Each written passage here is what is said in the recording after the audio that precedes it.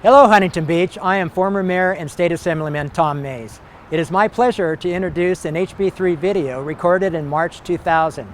Dick Harlow, former Assistant City Administrator and Planning Director, and I will discuss what is happening during my time on the council and as mayor. I was on the City Council from 1986 to 1990 and mayor in 1990. During the video, we discussed how our council laid the groundwork for the entire downtown redevelopment effort that has resulted in what you see today. We also discussed the second largest oil spill in California history off the coast of Huntington Beach during my time as mayor. The effort to rebuild the pier that fell during the storm in 1986, and the efforts to develop the Bolsa Chica with a marina and 6,000 homes on the mesa. For the past 29 years, I served as past chairman and member of the board of directors of the Bolsa Chica Conservancy. Since the video aired, we have seen the completion of the hotel projects, like where we are today at the beautiful waterfront beach resort, a Hilton Hotel, and the first 2 blocks of Main Street. So I hope you enjoy this segment of Flashback.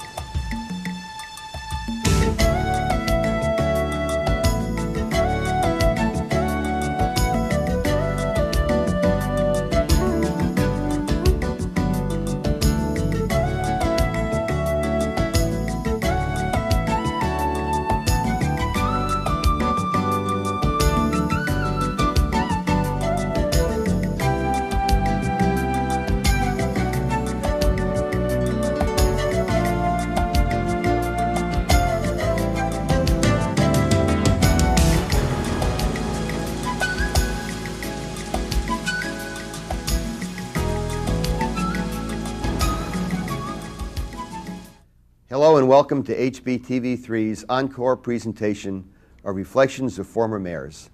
I'm Dick Harlow, your host for this series. Thank you for joining me today. Reflections of Former Mayors is a show that archives Huntington Beach's rich history through the eyes of our elected officials.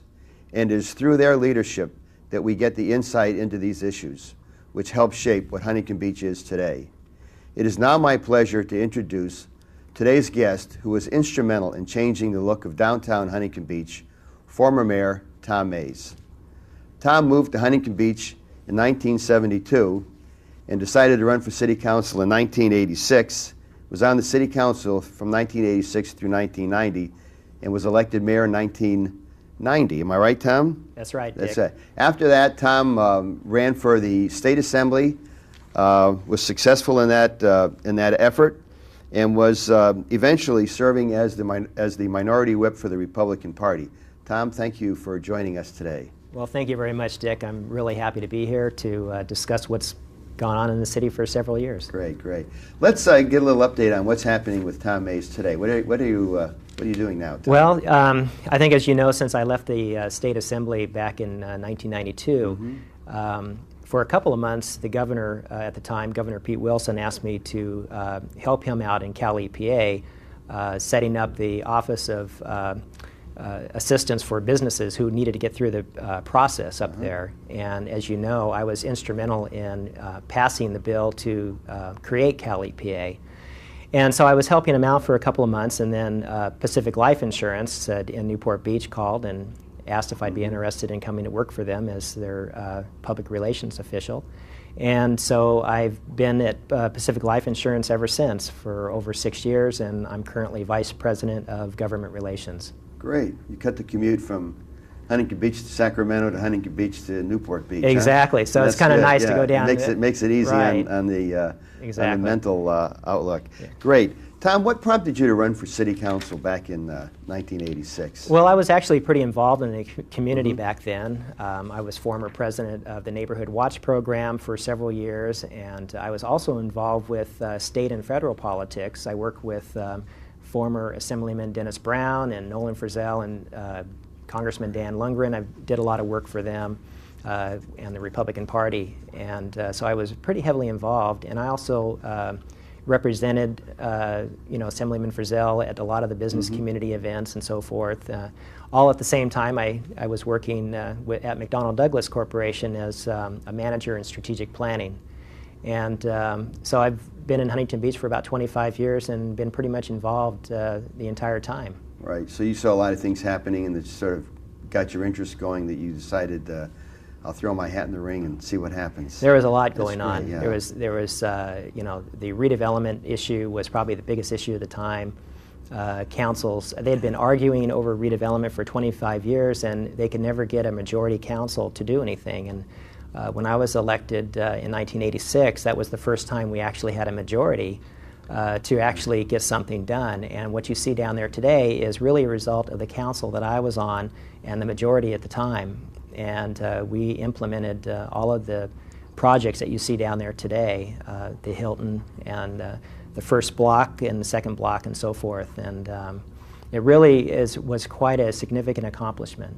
Yeah, that was, I can recall those days myself. I think people really have a tendency to forget what Huntington Beach was like. Why don't you give us a brief description of what you saw happening downtown that caused the city council to move what really forward? Prompted us to act was, first of all, the residents and the voters in the community were getting pretty fed up with the inaction of previous councils. And what was happening downtown was there was a prostitution ring downtown run by a former police officer of another city. There was a huge drug distribution process going down there. There were several drug dealers. And it was a very scary situation for residents, and nobody would go down there. And a lot of the merchants were folding because they couldn't maintain their businesses. So we really needed to act, and we needed to act as a majority council, and that was really what was going on at the time. Yeah, I can remember the color of downtown. Instead of being the lighter beach colors that we have today, was more like purple and black. It was really not a happy place to be. So anyway, let's get into some detail, because I think that really set the foundation a lot for what was going on with redevelopment. I mean, we had the Golden Bear and other businesses that were probably open a couple of days a week, but for the most part, there wasn't a lot of retail or other activities, as I recall. What's your recollection of? That's pretty much correct. There was really, it got to the point where there was only a couple of shops still open down there. You still had Jack's because it was so well known around the world. Jack's Surfboards. Jack's Surfboards, people would come down and buy there. But the other shop owners, I think, were really hurting pretty bad, and there wasn't really that many of them. And there really wasn't a magnet to draw not only residents, families downtown, but there really wasn't a magnet to draw anybody downtown from any parts of the county.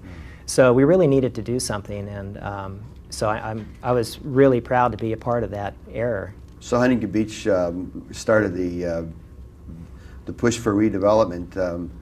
As I recall, one of the first projects was the Pierside Pavilion and Pier Colony. Do you recall any stories or anything that might have happened in that regard? Was that? Yeah, that was probably the biggest project, because we needed to start something, and that was really tough to get the property owners together. And we were working with Uri Gotti at the time, and I think even you were involved at some point. And we just really needed to try to make this work. And so the property values were so low down there, and we needed to create a redevelopment district, which we did. In fact, we created a lot of redevelopment districts in the city. It was our council that did that, and so that the tax increment would flow back into the city and not go to the county and the state, which is what it's doing today. So the whole idea was to try to design this. We had design firms come in, consultants come in, we worked with the developer, and we started that project, and that's really is what started the entire downtown. And from there we went to the waterfront Hilton, and we built that. And basically we worked with Jack's Surfboards, Mike Abdelmoudi, and others, and basically laid the foundation for what you see today. I know there were a lot of economic models done of downtown to see what the balance of downtown should be, and they decided on a particular formula of so much residential and so many square feet of commercial. Any thoughts on that? And who you worked with? Yeah, that was really the biggest argument of all the previous councils, because everybody had a different idea of what they wanted. I mean, some of them wanted high-rises all over, like Long Beach. Others wanted a quaint little village, you know, 1 or 2 story buildings. And nobody really had an economic model to back it up. And so when our council was elected, we hired consultants to go in and do an economic model, and we found that something in between was really the best approach. And at the time, we were going through different city managers, and Paul Cook became city manager for a short time. And he really kind of helped us focus on how we were going to develop downtown. And so I really give a lot of credit to Paul and the members on the council for really seeing what they can do in the future and the insight. So we used the models, we created a model, and at the time, that was what basically told us to do what we did. Good. I'm glad to hear you say that about Paul. Paul's really a quiet, unassuming guy, but he gets a lot done. He was the director of public works before being appointed to city council, or to the city administrator's position. Is that correct? Yes, and you know, Paul did an excellent job in the public works area, but he knew so much about downtown and what needed to be done, and the council was kind of at a loss for who they wanted for city manager. Right. And Paul had all of the qualities at the time. It was just all timing, what was happening at the time, and Paul really fit right into that, I think, really well. That's good. Let's talk a little bit about the Hilton. I know you mentioned we got that built and moved on, but that was quite a decision that was made, because as I recall, there was a pretty ambitious plan that has since undergone, you know, yet another transformation. But how is it working with Bob Mayer and Steve Bone and putting that program together? That was really challenging, I thought, and for the council to make that happen. And if it wasn't for Bob and Steve, I don't think we would have ever had a project like that. Yeah. But we were originally looking at 4 hotels and so forth, and some luxury condos in the back. Yeah. But because of the market, the way it's developed over the last 10 years or so, now it's a little bit more low profile, and I believe they're putting in a Marriott time resort, and possibly. No, actually, they're sticking with the Hilton. Okay, so Hilton will be sticking with the Hilton. That's banner. great. That's great. So, and then maybe later on they may do another hotel, but you know, I really think that that's the type of thing we needed to do to bring in the tourists. Yeah. And to also create an atmosphere downtown so that residents would come down as well. And that was all part of that economic model that was developed, and what we needed to do, and it was all long-term planning. Yeah, I know there was quite a bit of concern about the quality of the hotel that was going to go in, and you know, there were comparisons made to some of the more entry-level hotels, and I don't think anyone ever dreamed that the hotel would be as nice as the Hilton itself. What are your thoughts? No, there? that was a huge debate with the council at the time, and we decided as a council as a whole to really demand that we have a high-quality hotel go in, and Bob and Steve delivered. Yeah, they stepped up. Exactly. So we were very, very pleasantly surprised, and what a gorgeous hotel it turned out to be. Yeah, that's great. I think they've done an awful lot for this community, Exactly. and this next phase is going to be very interesting also. Well, let's see here. Some of the other projects downtown. What about you've been down there now, and you see what's happening with Main and Walnut and on the old Standard Market. Any thoughts about the final stages of redevelopment we're getting into? Yeah, it looks like it's the Tillotson project looks like it's shaping up really nicely, and I'm really happy that that's finally going in. And we started that when I was on the council, but unfortunately the economy and the money just wasn't there at the time. Yeah. So I'm glad that the current council's been able to make that happen, and the Tillotsons have been very involved with the community as well. So, and of course we were involved with building the pier too, and the pier fell down back when I was elected, and we had to make that all happen. And so the whole Pier Plaza area, I think the council's done an excellent job on making that happen. Good. Tom, hold that thought, and please stay tuned. We'll be right back with more from Tom Mayers on Reflections of Former Mayors.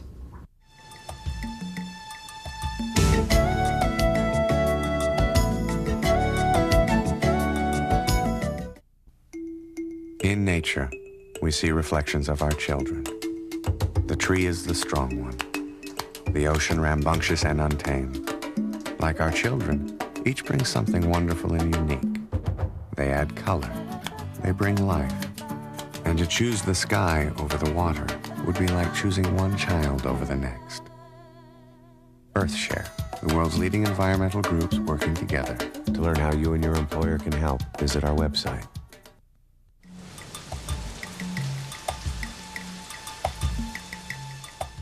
Welcome back to Reflections of Former Mayors. I'm Dick Harlow, and with me is former Mayor Tom Mays. Tom, just before break, we were talking about downtown redevelopment, and you quickly touched on the pier and the pier plaza. I was wondering if you could give us just an overview of what your perspective is on what happened at that time. Well, as you know, Dick, the pier, we had a collapse of the pier twice, and the last one was in '86, I believe, and when we first came on as a council. And we had consultants come down and take a look at it, and they basically suggested that we replace the entire pier.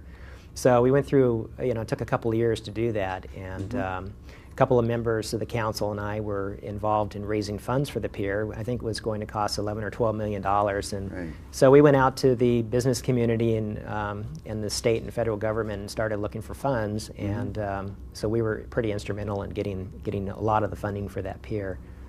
And it turned out to be pretty good. We built the pier, and it looks like it's going to be around for a while, hopefully. Yeah. So, and later councils put rubies on top, and the current council, I believe, was pretty much involved with Pier Plaza, and it looks absolutely beautiful down there. Yeah, I think it's all come together real nicely. Let's shift to another subject, just up the coast to Bolsa Chica. I know Bolsa Chica it seems like all the past mayors have something to say about Bolsa Chica, and I'm wondering if you might add your perspective on that particular development. Yeah, as you know, I don't think there's been a city council that hasn't dealt with the Bolsa Chica issue all the way back to early 1970s, 1973, I believe, when they first started talking about it. But when I was on the council, the developer at the time, or the property owners, Signal Landmark, was planning about 6,000 homes and a marina, and most of the lowlands would be developed. And a couple of years into my term, the issue came up on the city council to either keep the marina or not keep the marina and look at a lower density. And I ended up being the swing vote on the council to get rid of the marina and look at a smaller density project. And so after that vote, we went and formed the coalition with the county and Amigos de Bolsa Chica and worked on that for several years. And we ended up, the project ended up going through several phases to what it is today. And so you went from about 6,000 homes down to just a couple thousand homes, I believe, on the Mesa now, and it's still an issue for the current council and pretty much the residents of the city. So it'll be interesting to see how it finally unfolds. And in fact, when I was in the State Assembly, we had talked about looking for funds to come in and try to purchase the lowlands. And I had made contacts with Port of Los Angeles and Long Beach at the time, and helped start that process as well. And there was a lot of people obviously involved with that, but eventually they came in, and now the entire lowlands, pretty much the goal of Amigos has been accomplished. Yeah. What will this community do without Bolsa Chica to talk about? I'm not really sure. We'll have to come up with something. That's gonna be a lot of fun.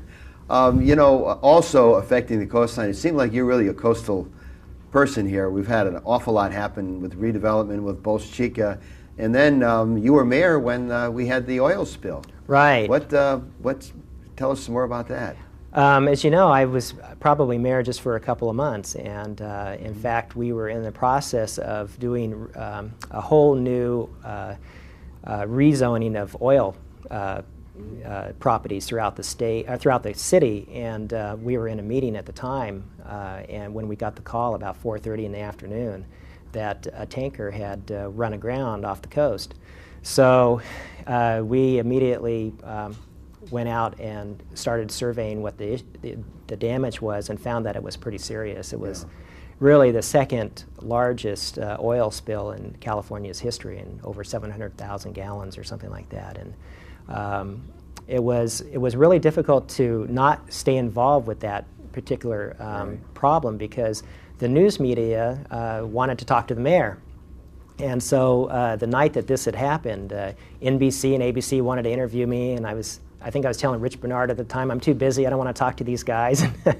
Next thing I know, I'm on national and international television on all of the major networks and CNN, and we set up the command center down in the ground level, and every agency from the local, county, state, and federal governments were forming down at the, it's just south of the pier.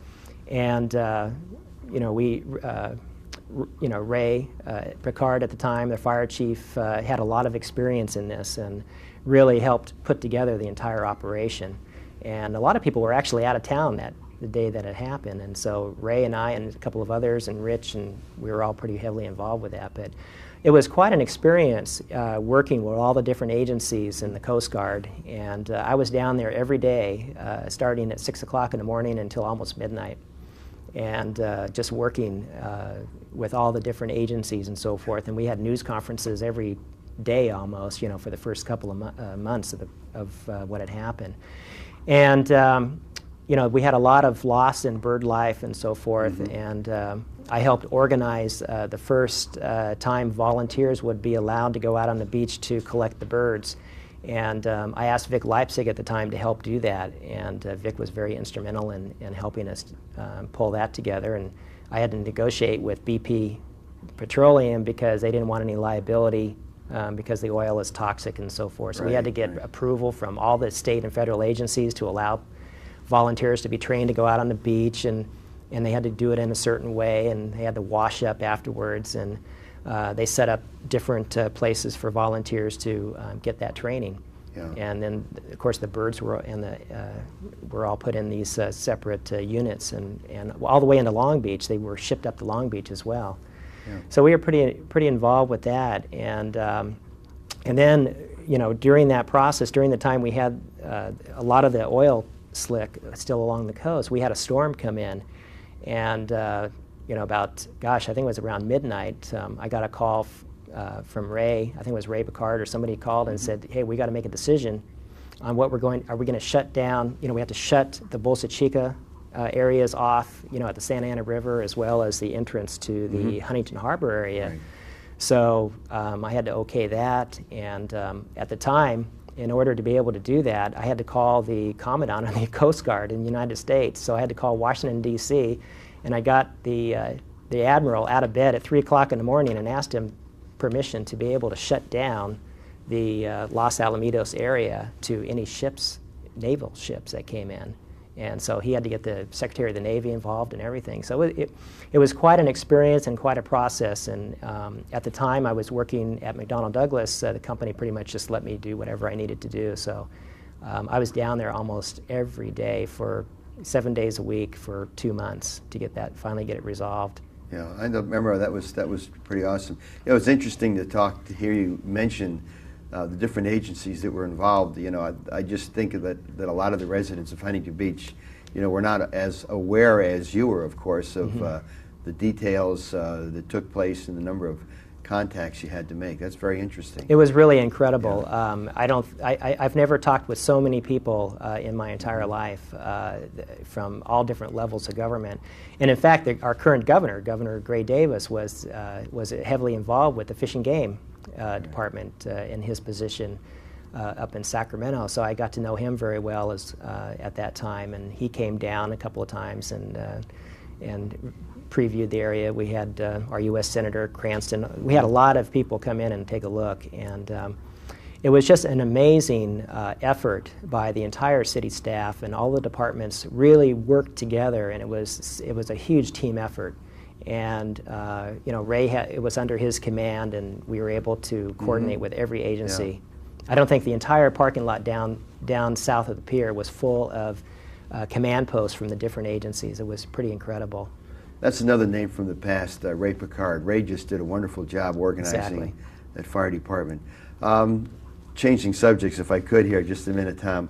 Who really stands out in your mind, past former mayors that you would consider to be outstanding mayors? Well, actually, a couple come to mind, and unfortunately, both of them have passed away. But I knew Ted Bartlett for quite a long time, and he and his wife Alice, and They were very good personal friends, and Ted really, I mean, he goes way back 50, 60 years, and he just had a tremendous impact on the growth of the city back then, and I really admired his leadership and the things that he was involved in.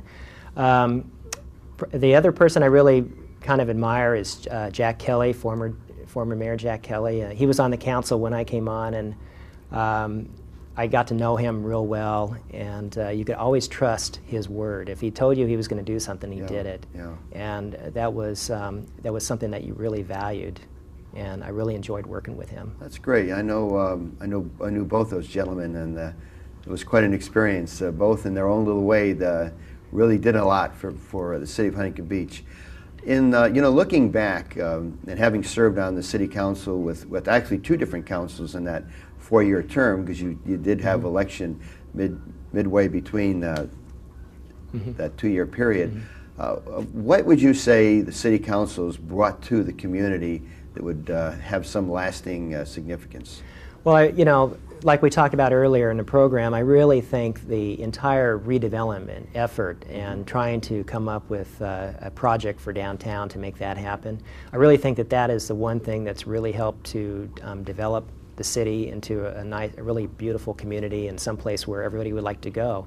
And it's continuing today with the current council. So, and we still have a lot more work to do, but I really think that whole, the growth of the city and trying to come up with something that everybody wants and is really proud of. And I'm proud of what we've done down there. And obviously there's a lot of people that may not think so, but people I've talked to they really are excited about what's going on down there. Good. Any thoughts for anyone else who might be interested in running for city council? You might be able to pass on some words of wisdom. Well, as you know, I was pretty young at the time when I went onto the city council. I think I was early 30s at the time, and 2 young daughters and so forth, and I have a third one now, a little boy. So probably I wouldn't suggest public office for a really young family who may be just starting out in their career, because it really does take a lot of time. It's 20 hours, 30 hours a week, and you may want to wait a little bit until you're more established, I think, in your career. I see. Yeah, that would be the. Well, we're just getting right down to the last couple of minutes, and I was wondering, do you have any wrap-up thoughts that you might have that you'd like to pass on to the?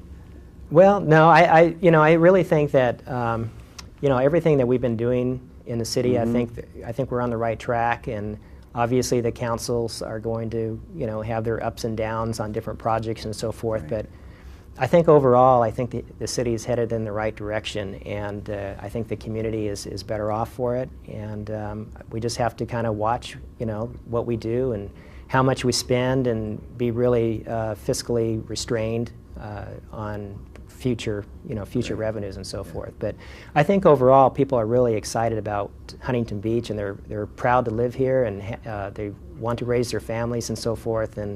And I've been here over 25 years, and I'm still here, and I really enjoy it.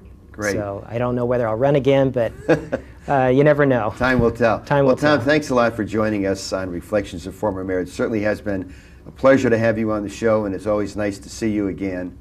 And I'd like to thank you for letting us come into your home with this program. Please join us again as we continue to recollect the highlights of historical events here in Huntington Beach on our continuing series, Reflections of Former Mayors. This is Dick Harlow bidding a goodbye for now.